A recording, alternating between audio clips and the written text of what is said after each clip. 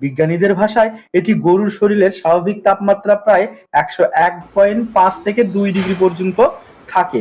বাইরের তাপমাত্রা যখন অনেক কমে যায় তখন গরু যে স্বাভাবিক খাবার খায় তার চেয়েও 25% বা 25% তার তাপ উৎপাদন করতে তার শক্তিতে ব্যয় হয়ে যায়। তার নিজের শরীর গরম রাখতেই এই শক্তিটুকু অতিরিক্ত ব্যয় হয়ে যায়। আপনি একটু চিন্তা করে দেখুন তো, একটি গরুকে 100 টাকার দানাদার খাবার দিচ্ছেন, তার ভিতর থেকে এই শীতে 30 টাকার খাবার প্রায় তার শরীরের শক্তি উৎপাদন করতেই ক্ষয় হয়ে যাচ্ছে, যা গরমে হয় না।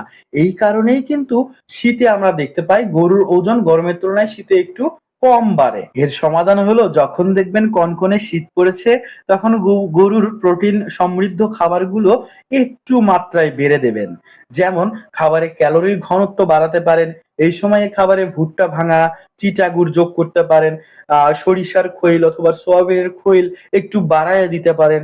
তাহলে এক্সট্রা খাবার পেলে তার তাপ শক্তি যে উৎপাদন করবে নিজের শরীরের, এটা এক্সট্রা ভাবে যদি আপনি প্রোভাইড করেন তাহলে তার স্বাভাবিক যে ওজন বৃদ্ধি বা মাংস বৃদ্ধি করে সেটা ঠিক গরমের মতনও শীতের ভিতরেও বজায় রাখবে।